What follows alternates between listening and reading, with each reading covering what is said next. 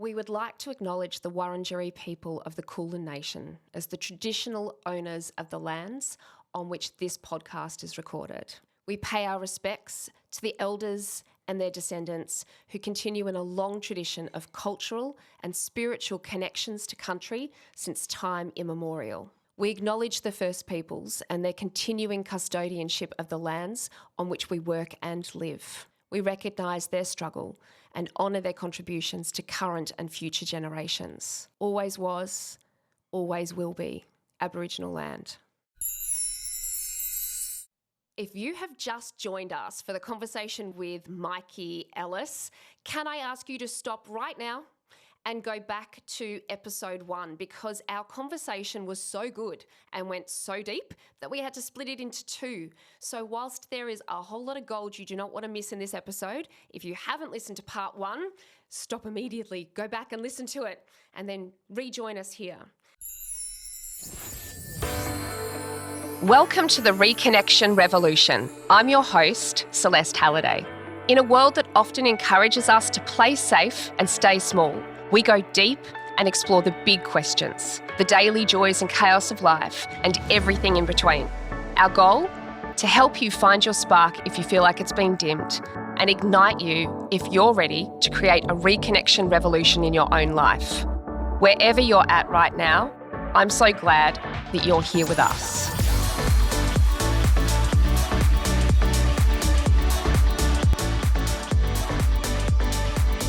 Welcome back. We kick off here talking about the people that we work with. A lot of people in positions of power who do want to be different, who want to understand the role that they've played in the world, but feel very stuck by the decisions that they've made in the past, by the way the world was 10, 15, 20, even 30 years ago, and feeling frightened about where do I go from here? How do I even have the conversation? And how do I confront myself and really look at the role that I've played in the world now that I can see it clearly? So absolutely, we know that has to happen. And this is not about letting people off of hooks, but it is about starting to genuinely connect with one another and try to find a different way forward. And it starts with understanding the shame that so many people feel, and how we can have honest, vulnerable conversations so that we can bring that shame out into the light and find a better way forward together.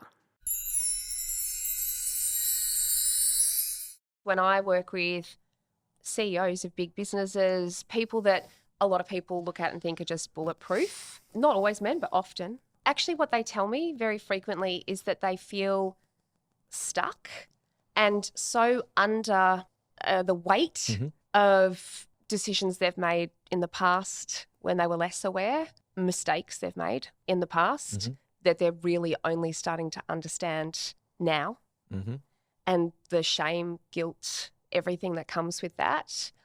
And it's right and necessary for the world and for them. But I would love to hear about somebody that you've worked with who was able to really get themselves unstuck and be able to face into that, because it's not easy to face into that, to be able to not just push it down or wish it hadn't happened, but to maybe be more constructive about what then happened. Yeah, I think there's a few things at play here, and one is that anybody who benefits from power is going to be really reluctant to give it up, because their identity, their worth has been built around that. When it comes to taking responsibility for what's happened in the past, that's where shame is the biggest blocker. Yeah, and that's been a big challenge for me, is to acknowledge the things that I've done that I feel shame for. But that, I think, shame doesn't survive being spoken. No. And there's not enough spaces and opportunities for men. And I know it's completely different, and it perhaps even worse, for women. It's not my experience. So I just talk from my experience of being a man and dealing with shame.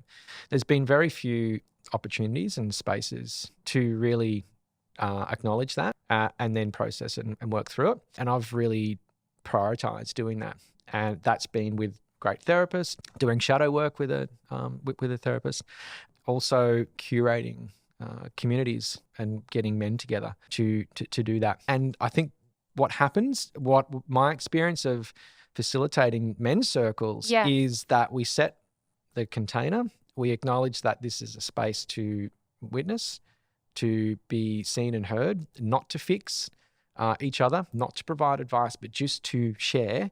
And what happens in those spaces is transformational. Not because there's a complicated, therapeutic approach. It's more just getting it out and just sharing. And that the burden of that shame is lifted when that shame is spoken and witnessed by other men. Because what we notice is that what other men are dealing with and experiencing is that we are, so shameful of, just feeling, whether it's something that was done or something that was felt or, whatever it is, we see ourselves in others' experiences. That's right. And that in and of itself is incredibly transformational, because we need to do that. And typically, traditionally, in the culture in which I've grown up in, there hasn't been a lot of spaces in which to do that. That haven't been defined by sport or being in a team or drinking at the pub, with a tongue-in-cheek punch on the shoulder that goes along with it. So we're learning how to share in those spaces and be witness to others. And that, I think, that's where I've seen and experienced so much growth and transformation. So you see people, because I think a lot of men worry, in my experience that I've worked with, that it's too hard or I'm somehow broken in a way that I can't fix. And I think a lot of women don't get that that's really common. And I think some women as well, not all women, a lot of women feel like that's maybe true too, about their partners, about the people they work with or their brothers or whatever. So it's, almost like, well, is it too late now? Is it, and it gives hope for everyone when you can tell stories about people and say, like, no one's stuck. And I felt there's something wrong with and I felt I'm broken, and that, and if I measured myself against the ideal of a hyper alpha masculine, patriarchal ideal, then I probably am. And we all are, right? But that, but we've got to look at what we're comparing ourselves to, or what we're broken in the context of. If I'm broken in a broken construct, that's probably not a bad thing. It's just understanding and it's redefining what being broken is. And if being broken is I experience shame, I experience guilt, I really struggle with some invasive thoughts and I aren't able to, or I don't control or regulate my emotions as well as I'd like to, then I think that's pretty normal. Yeah. But from that place, normalizing that, we can then take some steps to address that without the shame and guilt that's associated with it. Yeah. And I think unless we provide spaces to do that, where men are going to continue to feel like they're broken. And the people that typically, and this is not a men or women issue either, but the people that typically have the facade of it all together can be, not always, but can be the ones who have most to lose from that facade. Absolutely. Being challenged or falling down. And that's been my, experience. It's pretty easy to get away with being relatively articulate and relatively happy and having a good job and good relationships. Yeah. People don't question you too much or they make assumptions. Like, oh, you're doing all right. You're doing great. Yeah. And when you're always asking about how others are going, then, it's a really elegant way of deflecting, from your own experience. One of my weaknesses. Yeah. But man, I just think that everybody is dealing with something and we have an opportunity to support each other and just being a space to listen. I don't think there's nothing broken about somebody if they are struggling and they need help. So, I think we know this, but it's decades, for me, it's been decades of conditioning around, asking for support or talking about these things. Yeah. That is required the undoing and deconditioning of that. Because, I mean, what you're actually saying when you talk about a men's circle, for example, you're creating a community, and we don't have a lot of community compared to what we might have historically had.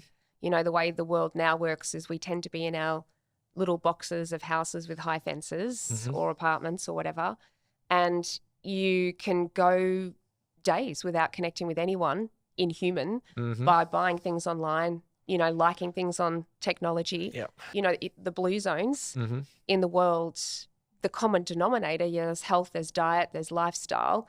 The number one is social connection. And it's not necessarily about the really close friends, but you do need them too. It's about knowing the barista's name or somebody just speaking to you when you go to the supermarket. It's those little moments of just shared common humanity. We weren't supposed to be so alone. And so I think the more we can create community spaces, I always think about the campfire, which is maybe a romantic notion on my part, but there is something about a fire. If I put a fire in my garden and people sit around it, the conversations are different there than they are in other places. Totally. It just does something to us. It's part of how we grew, we storytell and tell the truth around fire. And that none of that exists now. There's no forum. We have to create our own forums. Yeah, for sure. Loneliness is an epidemic. And I was listening to interview with the Surgeon General of the US talking about loneliness as being the biggest health concern and crisis for Americans, because of the fact that a sense of loneliness increases your risk of early death by like 29%, or the equivalent of smoking 15 cigarettes a day. That's right. It increases your risk of heart disease, early onset dementia. Yep. So there's a real risk, and there's a lot of things that are cultural, contemporary factors that are contributing to loneliness now, and the very obtrusive elephant in the room is our phones. Yeah.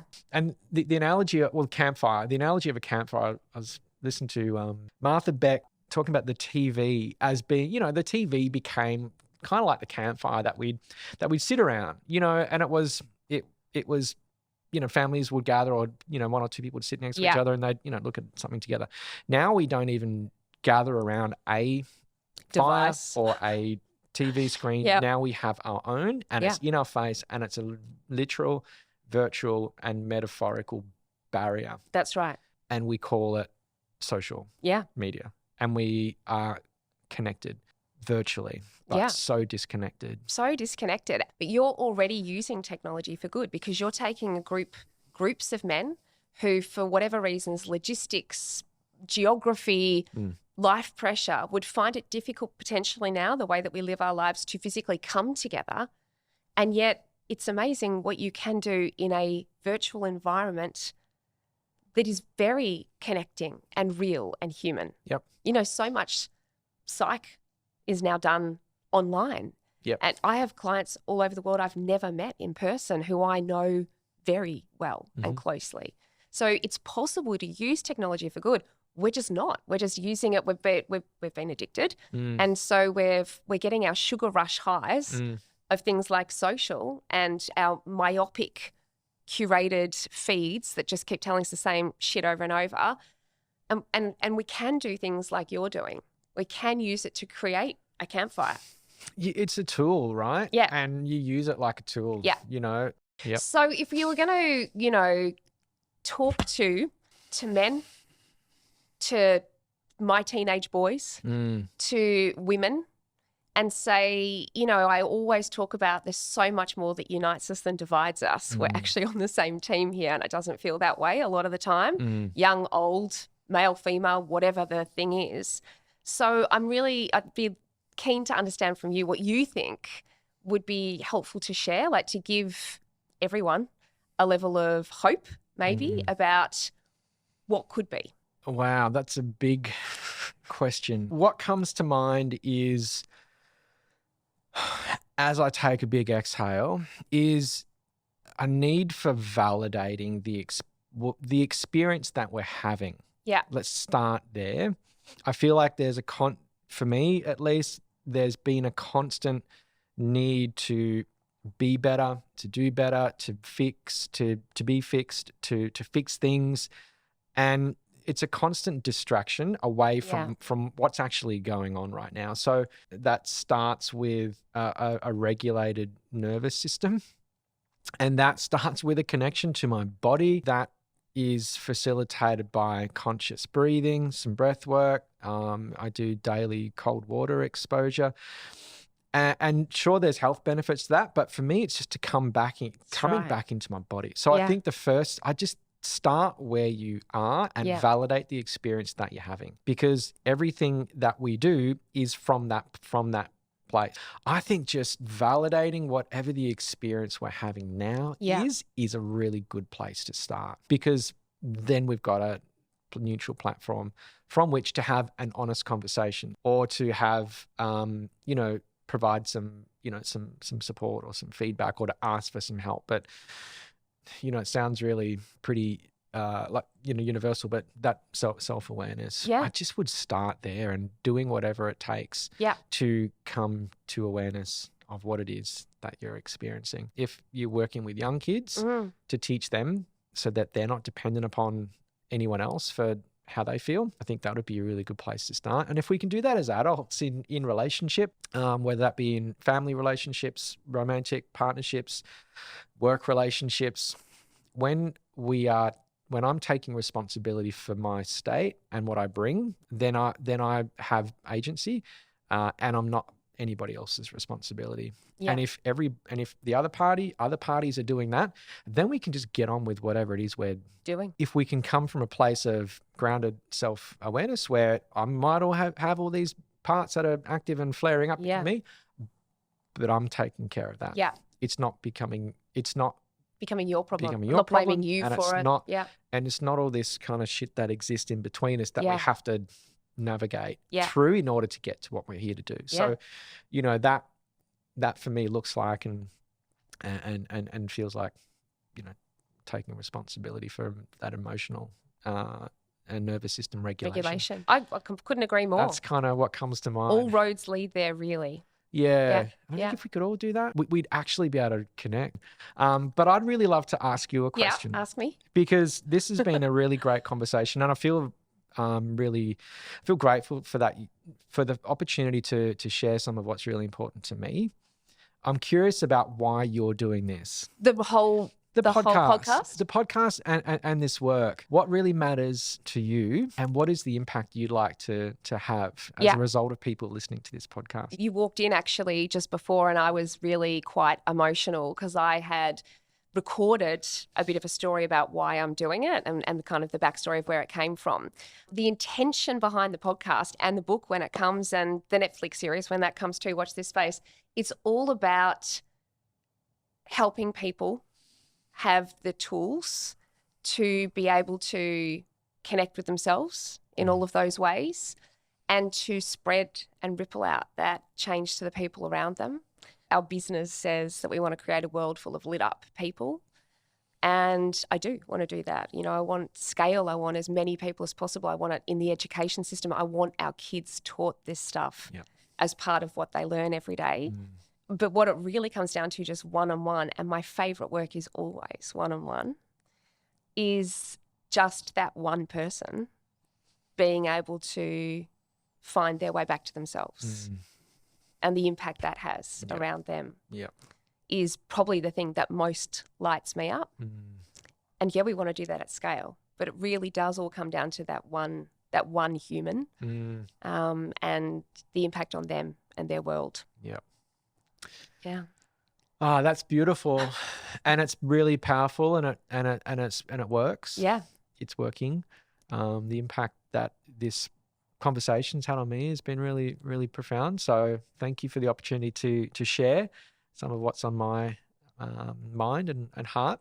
Thank you. It's been an absolute pleasure. We could have done this for hours. I think we're kind of having to wrap it up as opposed to wanting to wrap it up. But we'll make sure we put all your details in the show notes so that people can get in contact with you if they want to.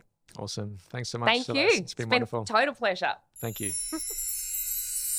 I love the fact that I could talk about the 2 P words that everyone hates me talking about in my day-to-day life with Mikey in this episode. I think we're living in a time and in a world where there is no doubt that there are men causing a huge amount of disconnection and pain. And we can't ever push that to the side or walk away from it. But I think actually part of the solution is understanding that whilst many men absolutely benefit from the patriarchy in the way that others don't, they do also suffer under it. And I see this with so many of the men that I work with who are so scared of how wrong they are and how wrong they feel in their lives. It shuts them down and makes them really too scared to ask questions, to want to know more, to listen effectively, because they feel so defensive. They feel that they've been made to be so wrong and bad that they would rather just avoid conversations altogether rather than screw them up and offend people and, confirm their worst fears that they are part of the problem, that they have done things that they are not proud of, like we all have. So I think the idea of more safe spaces for men to learn the skill of being able to sit with themselves and the discomfort of their lives and what they've done and how they've lived, and the discomfort of having to make choices to change that, because the work is hard for all of us. It's really hard work to look at yourself and change. But that is the way through, and the impact that one person can have by opening up, being vulnerable, and putting that shame that they feel into the light, taking genuine responsibility for the things that they might have done and continue to do, and start to be open to a different way of being in the world that has less negative impacts and has a lot more positive impact. I think that is a step that many men could make if they knew how and had the ability to access the kind of circles that Mike is running. Thank you for joining us on the Reconnection Revolution. We hope today's episode has ignited a spark within you, reminding you of the power of genuine connection. As we wrap up, remember that your support means the world to us. To stay connected with our vibrant community and never miss an episode, be sure to hit that subscribe button. And if you've found value in our conversations and stories, we would love to hear from you. Please leave us a review and let us know what you loved, what you hated, what you want more of, so that we can empower and inspire more people just like you. Until next time, keep curious, keep questing, keep connecting, and remember, we really are all in this together.